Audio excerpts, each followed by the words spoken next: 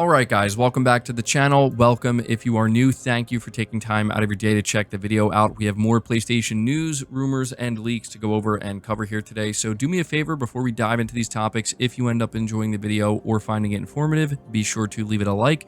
And if you are new here to the channel, please consider hitting that subscribe button as well. We're starting here with some new information about Astrobot. It says here, coming from the official PlayStation blog, starting Friday, June 7th, you can pre-order Astrobot for PlayStation 5 in 3 different editions: the Physical Standard Edition, the Digital Standard Edition, and the Digital Deluxe Edition. By pre-ordering any of the above, you will receive early unlocks to customize your experience. You'll receive the Astro Lovestruck Lyricist outfit, the Glorious Graffiti Dual Speeder paint color, and 2 Astro avatars. Now, if you decide to go for the Physical Standard Edition, you're going to get an actual physical poster with the game, which I feel like is incredibly uncommon these days. So let me know if you're actually incentivized to go for a physical copy of Astrobot because of this. But when it comes to the Digital Deluxe version of Astrobot, you're going to be getting a few other items. You're going to get Astro's Yarnum Tourist outfit, Astro's Golden outfit, the Neon Dream Dual Speeder paint color, the Champions Gold Dual Speeder paint color, the official soundtrack and digital art gallery, and 10 Astro avatars. So yeah, quite a bit of items here, I would say, you're getting for the Digital Deluxe versions. It's worth noting that the 3 outfits here, like the Bloodborne outfit, you can still unlock that in the game if you don't get the Digital Deluxe Edition, but this is just going to let you unlock it right off the bat. So let me know if you're planning on getting Astro, which version you're planning on pre-ordering. I think I'm going to go with the physical copy myself. But moving on to the next topic, we also have new information about Concord. This was also revealed on a PlayStation blog post. So Concord is going to cost $40 US. That's for the base version of the game. And with the base version, you're going to be getting 16 characters, 12 maps, and 6 fully fledged game modes out of the box. And you're also going to gain early access to the beta. And if you pre-order the game, you get 5 other beta codes that you can give out to friends. Now, obviously, there is a more expensive edition, a premium edition, and basically what you're going to be getting in this edition of the game are some cosmetics, but also 72-hour early access. So if that's something that is really important to you, they are doing it with this game, giving you 3 days early access. So there you go. That's the new information for Concord. But moving on to the next topic, I have an interesting article here from PlayStation Lifestyle. It says Xbox fans demand clarity as more exclusives are reportedly heading to PS5. A number of fans have been left discontent with Microsoft's communication strategy surrounding Xbox games heading to PS5.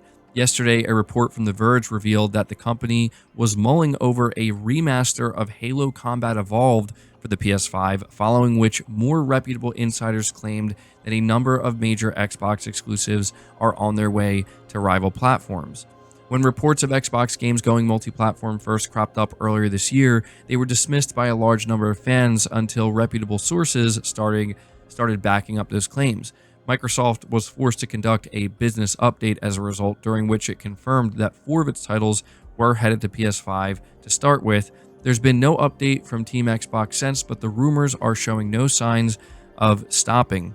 Yesterday, known insider Nate the Hate claimed that significant major Xbox games are heading to PlayStation. Reset Era user Shinobi602, who is known to have some connections within the industry, confirmed the same thing. This, along with The Verge's report, prompted Xbox fans to take to sites like Reddit and X to demand clarity from Microsoft. And so, yeah, this is something that I'm sure a lot of you have been seeing for the past 24 hours or so. There's been just so much back and forth and a lot of frustration. People are claiming that the only reason these rumors even exist is simply for clicks, which, yes, I guess all of this exists for clicks, but I think, people are not paying attention to the fact that there are multiple reputable insiders all saying the same thing, that yeah, more significant Xbox games are going to be making their way to PlayStation.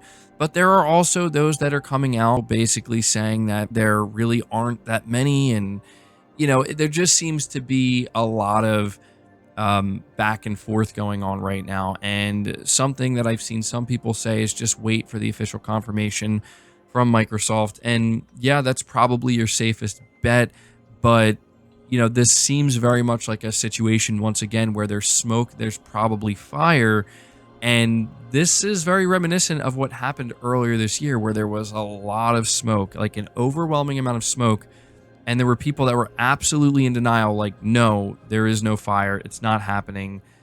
There's even actually an Xbox developer that is kind of being called out right now because this individual, I think they go by Delilah on X, this individual is basically telling people not to believe the rumors, not to believe the reports, to stop falling for the grift, as they call it. But fans are calling them out, basically pointing out that you said the same exact thing in January and you were wrong. Like people who were saying that, yeah, it seems like some of their games are going multi-platform turned out to be right. And so again, it just very much seems like we are going through the exact same cycle once again. And I'm not here to tell people what to believe. I'm just here to point out that this is happening again. And the results that we saw last time were, yes, it's true, we're bringing 4 of our games for now to PlayStation 5 and we'll update you in the future. And now we're hearing that there's a whole nother batch of games apparently that are being considered. And once again, there's a certain group of people that are in complete denial about it. And yeah, so if you want to just wait for the official confirmation, you can't go wrong in doing so. But this is currently what's going on. Moving on to the next topic, we have an interesting update for Silent Hill 2 Remake being reported by PlayStation Lifestyle. It says Konami's Motoi Akamoto has revealed that Silent Hill 2's original developers wanted Blooper Team to make more drastic changes with the remake, but the latter pushed back. Akamoto, who joined Konami in 2019 to serve as the series producer, said that despite both developer teams clashing, the remake is highly respectful of the 2001 release. Speaking to Famitsu, Akamoto said that Japanese staff, including art director Masahiro Ito and sound designer Akira Yamaoka, pushed for changes because devs often don't want to make the same thing they created again. Akamoto didn't reveal what changes the original developers specifically wanted, but did say that they ultimately met Blooper Team in the middle. In the end, we managed to get it right, Akamoto said, adding that Blooper Team are fans of the original and wanted to preserve the vision as much as possible. I think there were a lot of parts that that being the original Japanese team, wanted to change drastically in the remake, Akamoto continued. Thanks to the opinions of Blooper Team, who are also big fans of the original, the remake was highly respectful of the original. So yeah, this to me was kind of interesting because I feel like it really depends on what type of person you are and how you view Silent Hill 2 and Silent Hill 2 Remake, right? I feel like on one hand, there are people hearing this where they're probably like, maybe you should have just let the original development team make the changes that they wanted to make. That would have been the better way to go. But on the other hand, it is supposed to be a remake. And because of that, there is a level of, I guess you could say, strictness, right? Where there are just some things that you probably shouldn't change, because if you change too much, it's not really going to feel like a remake. It's going to feel more like a reimagining. And I have to admit, it would be interesting to get, I guess, what we would call more of a reimagining of Silent Hill 2 from some of the original team members, where they're the ones making the drastic changes. That would be very interesting, because you just have to kind of wonder, like, what exactly do they want to change so drastically? Of course, we'll never know, but I can also understand from Blooper Team's perspective and also from Konami's perspective, where maybe you're a little bit nervous about doing that, where, fans hold Silent Hill 2 in such high regard that making any type of drastic change, could be a bad idea. It could cause a lot of backlash. And, this is a situation where maybe they just think we're just going to play it as safe as we can and keep it as true to the original as we possibly can. I can understand both sides here, but I'm kind of curious what you guys think of this based off of what we've seen of Silent Hill 2 Remake so far and what we know. Do you think that Konami and Blooper Team made the right call by just basically mitigating the amount of drastic changes that would be made to this remake, or do you think that they made a mistake and they should have let some of these developers from the original Team Silent make the big changes that they wanted to make? Let me know in the comments below. But we are moving on to the final topic here, which is just an update on the Last of Us HBO show for anybody who's interested. Being reported by WCCF Tech, yesterday, the Last of Us show co-creators Craig Mazin and Neil Druckmann unveiled plenty of new details on Season 2 of the HBO series. The upcoming season will be a bit shorter, having only 7 episodes compared to the original season's 9. However, the creators confirmed Season 3 would be larger, and Season 4 is also practically guaranteed due to the sheer length of the source material.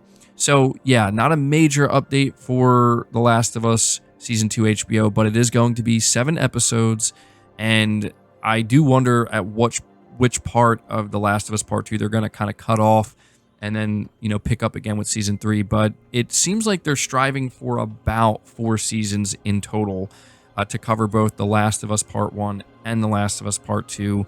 And of course, we'll have to wait and see in the future if we end up getting a Last of Us Part 3. If we do, I guess we'll get more seasons of the HBO show. But yeah, I'm curious, how many of you guys are going to be tuning in to watch The Last of Us Season 2 on HBO? I'm kind of undecided. I feel like I'll probably just end up watching it because, I mean, I played the games and I watched Season 1, so may as well just continue it and see what changes they might make. But yeah, let me know down in the comments below, guys. That's going to do it for the video.